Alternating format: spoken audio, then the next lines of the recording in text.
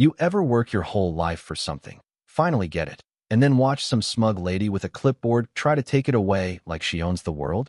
Yeah, that's how this started. 3 weeks after I moved into my dream home, front porch, tall trees, quiet neighborhood tucked off the highway, 3 black SUVs rolled into my driveway like it was a crime scene.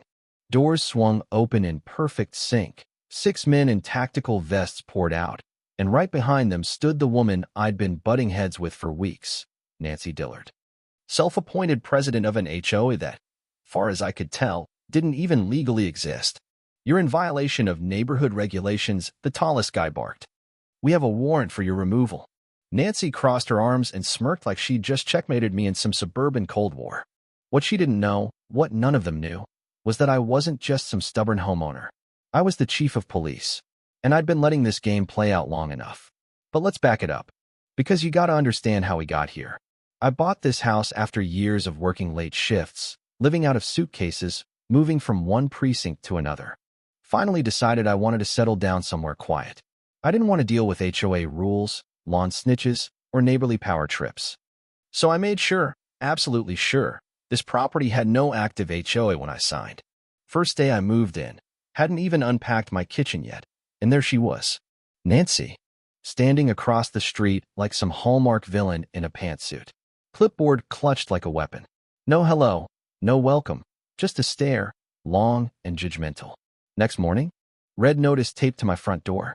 Violation 1, non-compliant mailbox. Violation 2, landscaping not approved. Violation 3, failure to register with HOA. I blinked. I hadn't even unboxed my coffee maker. And more importantly, there was no HOA. I crumpled the notice and tossed it. Should have been the end of it. It wasn't. An hour later, Nancy marched up my driveway, heels clicking, smile fake as plastic. Afternoon, she said, syrupy sweet. I assume you got the notice? Yeah, I replied, wiping sweat from my brow. I threw it away. Her face twitched. That wasn't a suggestion. I chuckled. Funny, I don't recall joining any HOA. She snapped her clipboard shut. Your street was annexed into ours last year. Not without my signature, it wasn't. Nancy's tone sharpened. You'll comply, Mr. Ryland, or we'll escalate. To who? The clipboard police? She stormed off. And that's when things turned ugly. Over the next few days, I found more red notices taped to my door, my fence, my garbage bins. A $500 fine appeared for noncompliance. I tossed it. Then my mailbox got smashed. My car keyed. Power flickered out twice in one night.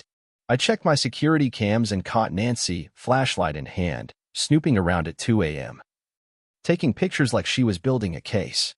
I realized this wasn't just pettiness. This was a campaign, a full-on operation. So I did what I do best. I investigated. Went down to the county clerk's office, dug into property records. As I suspected, Nancy's HOA didn't legally exist. No registration, no tax ID, no board recognized by the city. But she'd been acting like one, sending out phony fines, collecting dues, even threatening foreclosure. Turns out, a lot of folks in the neighborhood had been paying her just to shut her up. Scared of being targeted. Some had even sold their homes to escape. And those compliance officers she sent around? Not city officials. Not even security contractors. Just goons in vests and knockoff badges. I went straight to her door the next day. Banged harder than necessary. She opened it smiling, like she'd been expecting me. I was wondering when you'd show up, she said. I held up the documents. This fake HOA ends today. She glanced at the papers, unimpressed. You can try, but you're outnumbered. And right then, I noticed them. 4 guys in black shirts, standing behind her. The same ones who'd been snooping around my property. Real professional, except none of them noticed my badge poking out from under my shirt. That night, I upgraded my security system. More cameras. Motion lights. And sure enough, at 2:14 a.m., they came back. 2 guys in dark clothing, standing in my driveway, whispering, pointing at my house. I stepped outside, weapon holstered, but visible. You boys looking for something? They froze. One muttered, routine compliance check. At 2 in the morning? I raised an eyebrow. Get off my property. They left without a word. But I knew what was coming next. What I didn't expect was the theater. A few days later, just as the sun was setting, I hear engines. 3 black SUVs roll up. 6 men in tactical gear step out, like it's a hostage negotiation. Nancy appears behind them, arms folded like she's directing a damn SWAT team. One of the men, tall, square-jawed, mirror shades, approaches with a folder. "You're in violation of neighborhood code," he announces. "We have a warrant for your removal." I tilt my head. "You have a warrant? For what, exactly?" He opens the folder, full of made-up forms and HOA headers. Refusal to comply with lawful HOA enforcement. Nancy steps in. "We gave you every chance, Mr. Ryland. You chose this path." I stay calm. Real calm. I scan their gear. Their uniforms are inconsistent. Badges clipped on wrong. Their stance. Too rehearsed. Like guys who watched a few cop shows and thought they could wing it. I reach into my pocket, slowly, and pull out my badge. I'm Chief Ryland. Local PD. Silence. Long, stretched-out silence. Like time held its breath. One guy stumbles backward. Another swears under his breath. Nancy's face drains of color. Is this a joke? No, I say, stepping forward. But impersonating an officer is a felony. So is unlawful detainment. So is attempted home invasion. So is fraud. From down the block, the real siren started. Squad cars rolled in fast. My guys poured out. We'd been ready. The fake officers dropped their gear and put their hands up. One tried to run. Bad idea. My lieutenant tackled him so hard, he bounced off the pavement. Nancy. She just stood there, frozen, clutching that damn clipboard like it could still protect her. We cuffed every last one of them. Reynolds, my lieutenant, looked around and muttered, "Hell of an HOA, chief." I turned to Nancy. "Anything you want to say?" She tried. "This is a mistake. I didn't do anything wrong." I held up the phony warrant. "So these guys just showed up on their own with this?" She looked away. "I was just trying to keep order." We searched her house. What we found: bank records, property liens, forged documents. Not just from our neighborhood, but from others.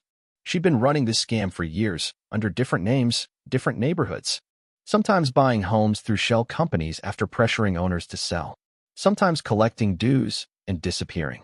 And tucked in the back of one folder was a signature. Not hers, but a city official's. That explained how she got access to homeowner data. Why her paperwork looked legit. Why complaints disappeared. Nancy wasn't the top. She was just the middle. We built a case. In a week, we had search warrants. Raided 4 more properties. Seized over $2.7 million in assets. Arrested board members, fake officers, and, yes, the city official behind it all. A real estate fraud ring, hiding behind fake HOAs. Nancy flipped fast.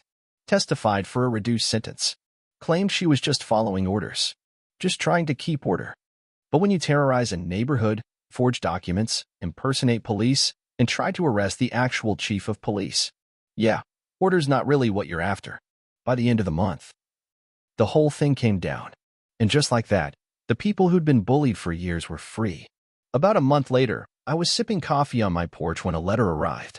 Hand-delivered. Fancy envelope. I opened it. It was from the Real Homeowners Association of Springview County. And what it said, well, that's a story for another day. But before I go, let me ask you something. What would you have done in my place? If your neighbor tried to turn a fake HOA into a private army? If they tried to steal your property with phony legal threats? Drop your thoughts in the comments. I want to hear what you think about HOA abuse, fake authority, and what justice should really look like in a neighborhood like this. And hey, if the story blew your mind just a little, hit like. Hit subscribe, and stick around. We're just getting started.